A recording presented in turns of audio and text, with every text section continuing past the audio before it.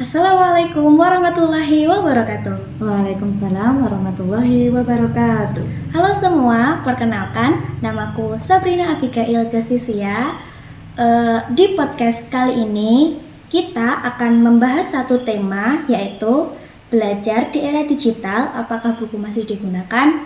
Sepertinya kalau kita membahas satu tema ini nggak ada habisnya, karena kan ini sesuai dengan pendapat orang. Nah, sedangkan pendapat orang itu berbeda-beda. Nggak bisa kalau kamu harus sama pendapatku, terus pendapat kita harus sama dengan pendapat orang lain, itu nggak bisa. Betul. Nah, di tema kali ini aku ditemani oleh narasumber, yaitu Perkenalkan, nama saya Vira Yunita Anggraini. Saya sebagai seorang pendidik dari Sekolah Dasar SDN Muri 2, Kecamatan Lembean, Kabupaten Magetan. Wah, dari Magetan ya, Bu? Iya, jauh sekali dari Iya, Magetan iya. ya. Terima kasih ya sudah mau menjadi narasumber di podcast dengan tema satu ini. Oke, sama-sama. Terus ngomong-ngomong tentang pembelajaran digital dan pembelajaran buku fisik, Iya. itu menurut Ibu gimana? Transformasi belajarnya itu dari pembelajaran berbasis buku dengan pembelajaran berbasis digital, itu pendapat Ibu gimana? Nah, ngomong-ngomong tentang pendapat tentang transformasi dari pembelajaran berbasis buku fisik ke pembelajaran digital ya. Iya. Nah, transformasi ini itu merupakan langkah maju yang membuka berbagai kemungkinan baru dalam dunia pendidikan. Apa itu namanya? Setelah berkembangnya zaman dan zaman semakin berkembang, Ya, semakin maju. maju dan berkembang. Nah, pembelajaran digital ini menawarkan banyak variasi. Selain variasi juga fleksibel, Kak. Fleksibel juga. Kan kita nggak perlu bawa kemana-mana. Kita Iya. nggak perlu bawa buku kemana-mana. Kita cukup bawa apa? Satu, handphonenya kita buat untuk apa itu namanya?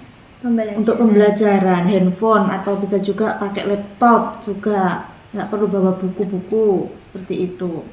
Nah, tapi ada juga tantangan dalam memastikan akses yang merata. Akses yang merata itu contohnya seperti sumber dayanya, sarana prasarananya juga. Iya. Kita juga harus memperhatikan itu dan menjaga kualitas materi yang disampaikan agar tetap efektif materi pembelajarannya. Nah, seperti itu, Kak. Berarti kalau pembelajaran digital itu kayak lebih fleksibel gitu, terus lebih simpel juga. Lebih fleksibel, lebih simpel, lebih variatif. Nah, jadi tentang transformasi ini dari pembelajaran fisik ke pembelajaran digital, nah merupakan satu langkah maju, satu langkah kemajuan, Kak. Ya. Terus bagaimana pendapat Ibu tentang peran buku fisik dibandingkan dengan sumber belajar di era digital saat ini? Nah, buku fisik ini menurut saya pribadi, buku fisik ini juga masih memiliki peran yang sangat penting dalam pembelajaran, terutama dalam hal konsentrasi dan pengalaman membaca yang lebih mendalam. Nah, di sisi lain sumber belajar digital juga memiliki kelebihan juga keunggulan dalam hal keterjangkauan, kecepatan tadi, mengakses tadi ya, Kak ya. Iya. Dan tapi untuk keduanya buku fisik dibandingkan dengan sumber belajar digital itu saling melengkapi dan memiliki tempat yang penting dalam pendidikan di era modern ini. Okay. Tapi kalau saya sih buku fisik ini masih sangat penting karena saya menjadi guru kelas 1, jadi pegangan utamanya juga buku fisik. Oke. Terus kan buku fisik itu kan semestinya juga memiliki kekurangan serta kelebihan masing-masing. Nah, menurut Ibu, apa kelebihan dan kekurangan buku fisik dalam mendukung pembelajaran di era digital saat ini? Nah, ngomong-ngomong kekurangan dan kelebihan, pasti keduanya itu memiliki kekurangan dan memiliki kelebihan. Yang pertama ini kelebihannya ya dari buku fisik ini, mendukung pembelajaran dalam memperkuat daya ingat siswa juga. Terus membantu dalam memperkuat membaca secara mendalamnya juga. Terus memberikan pengalaman fisik yang mendukung proses belajar. Jadi siswa itu fokus gitu loh, fokus pada kan di hadapan buku, ada buku, real buku. Nah kalau yang untuk kekurangannya sih, buku fisik ini cenderung lebih terbatas dalam akses pembelajarannya. Nah materinya tidak interaktif, tidak sevariatif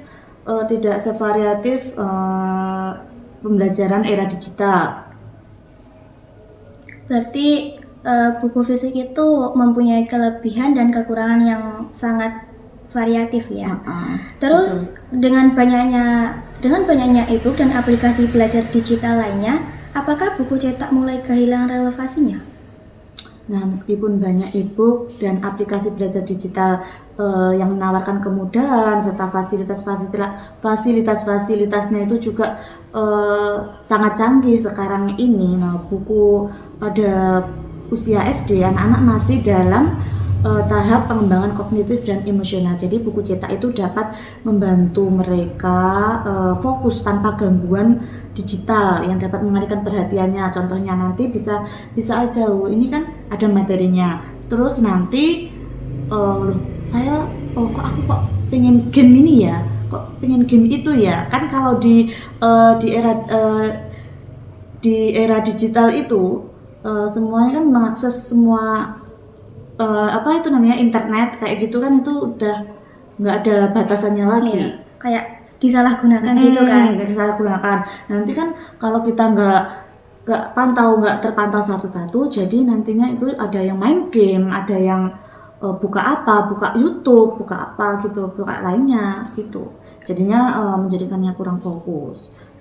Oke, berarti terus bagaimana tentang teknologi digital saat ini? Apakah perannya membantu atau malah menghambat pemahaman serta daya ingat siswa dibandingkan dengan buku cetak? Nah, teknologi digital ini juga bisa membantu dalam hal menyediakan materi yang lebih variatif tadi dan mempermudah akses informasi. Namun di sisi lain terlalu banyak gangguan tadi loh Kak. Terlalu banyak gangguan tadi kan membuat anak susah fokus. Contohnya tadi kan ada game-game lainnya, bisa buka game, bisa buka YouTube. Nah kalau misalnya kita belajar pakai buku fiksi itu kan kita fokus pada satu buku, satu materi gitu. Jadi semua tuh lebih efektif. Tapi kalau menurut saya lebih efektif buku fiksinya. Ya, terus apakah ibu pribadi masih menggunakan buku cetak sebagai sumber belajar utama?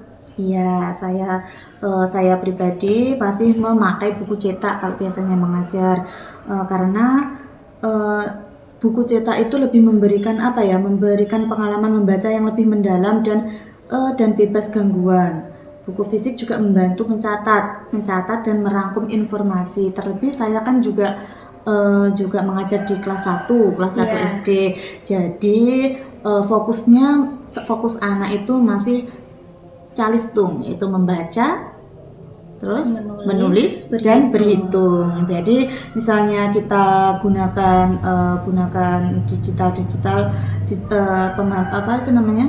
teknologi digital itu kita gunakan, tapi tidak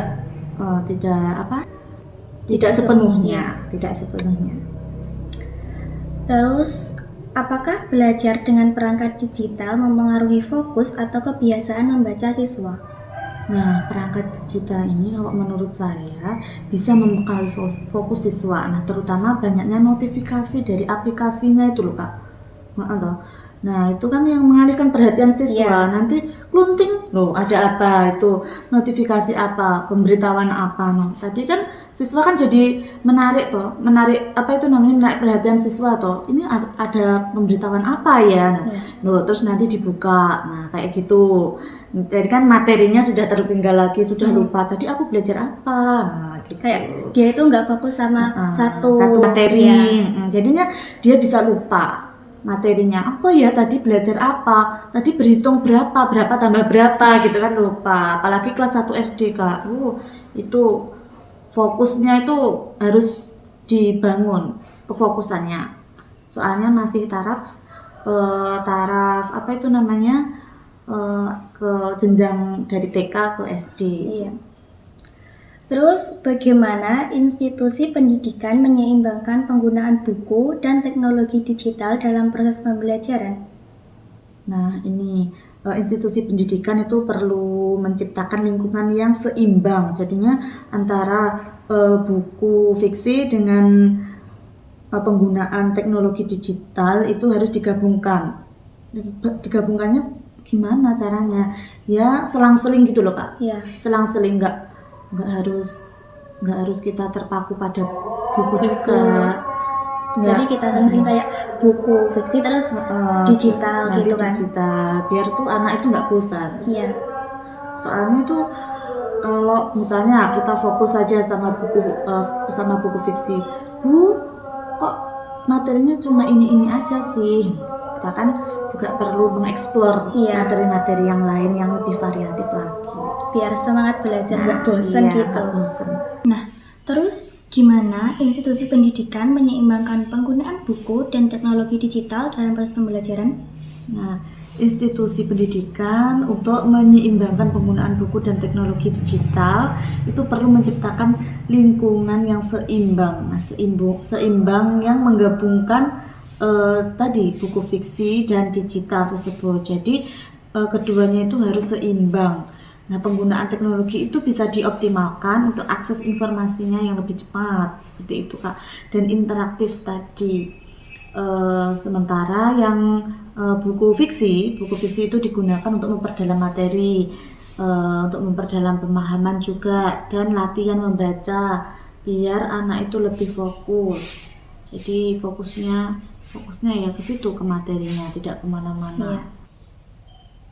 Nah, terus jika ibu harus memilih hanya satu media pembelajaran, buku fisik atau buku digital, mana yang akan ibu pilih? Kalau pilih satu nih, ya cuma satu aja. Cuma satu aja.